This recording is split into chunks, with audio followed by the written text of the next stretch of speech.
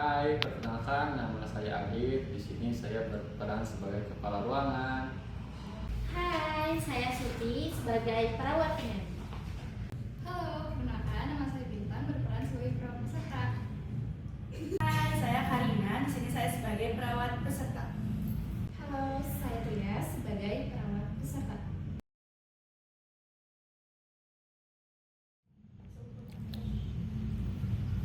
Selamat pagi Pak Adit.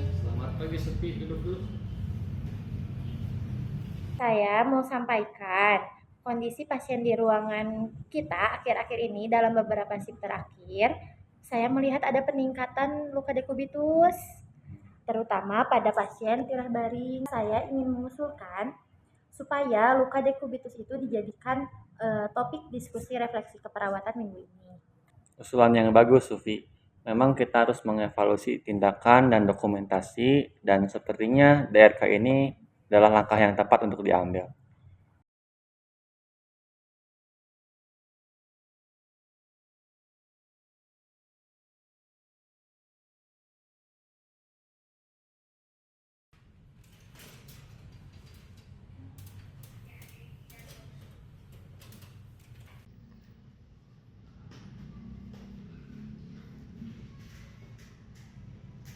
Terima kasih semuanya sudah berkumpul di sini. Jadi kita memang perlu merencanakan DRK ini. Saya ingin menanyakan pendapat kalian. Kalian setuju nggak untuk minggu ini kita adakan diskusi refleksi kasus dengan topik penata laksanaan dan pencegahan luka dekubitus?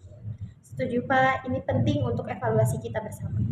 Setuju, Pak. Paling sekarang sekalian kita tentukan waktu pelaksanaannya ya.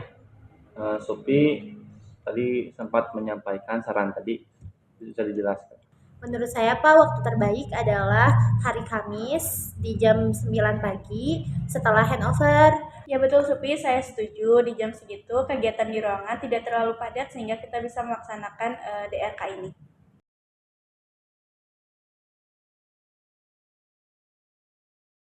Selamat pagi semuanya. Pada kesempatan ini saya akan menyajikan kasus mengenai luka dekubitus derajat 2 pada pasien bed rest total. Penyajian akan saya mulai dari teori dasar, kemudian analisis kasus, intervensi yang dilakukan, terus skill apa saja yang perlu perawat miliki, serta saya akan merefleksikan kasus pasien yang saya tangani dengan model GIPS. Jadi pasien yang saya dapat yaitu pasien lansia tirah baring dengan luka dekubitus derajat 2 di sakrum. Keluarga kurang paham perawatan luka dan resposisi. Intervensi yang dilakukan yaitu bisa membuat leaflet edukasi keluarga, menyusun SOP jadwal resposisi dan perawatan luka, lalu mengusulkan pelatihan rutin tentang perawatan luka untuk perawat. Terima kasih Supi atas pemaparannya. Saya setuju bahwa edukasi untuk keluarga itu sangat penting. Namun, jujur saja selama ini saya juga mengalami beberapa kesulitan saat menangani pasien dengan luka dekubitus. Kepatuhan keluarga dalam melakukan reposisi. Ada keluarga yang takut untuk memindahkan pasien karena khawatir sakit atau takut lukanya itu semakin parah.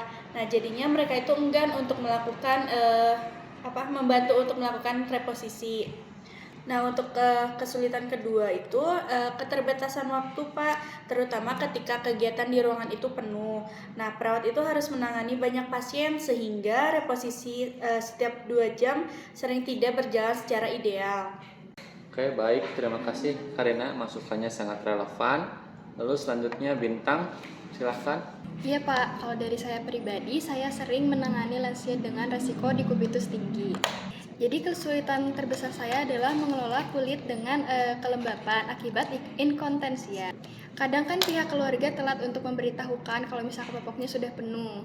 Jadi area sakrumnya itu jadi lembab terlalu lama. Jadi perawat perlu teknik komunikasi terapeutik yang lebih dalam lagi. Ya, betul sekali Bintang ya, manajemen kelembaban dan komunikasi itu sangat krusial sekali. Lalu Tria? Kalau saya tantangannya yang paling sering adalah dari kurangnya pemahaman keluarga tentang awal gejala dekubitus itu, karena ada beberapa keluarga yang baru sadar ketika lukanya sudah masuk ke derajat 2 atau 3. Padahal kalau misalnya lebih tahu dari awal tanda gejalanya, kita bisa lebih cepat untuk mencegahnya, Pak. Nah, baik teman-teman, kita semuanya telah mendengar ya pengalaman masing-masing tentang kesulitan dalam menghadapi pasien dengan luka dekubitus. Untuk sekarang kita diskusikan untuk mengevaluasi atau rencana ke depan gitu untuk memperbaiki masalah ini. Siapa yang mau mulai duluan? Saya aja Pak duluan.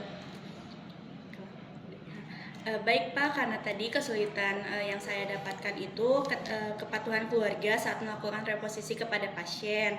Nah untuk itu maka saya mengusulkan agar ruangan kita itu membuat jadwal reposisi yang tertulis di setiap tempat tidur dengan pasien resiko tinggi.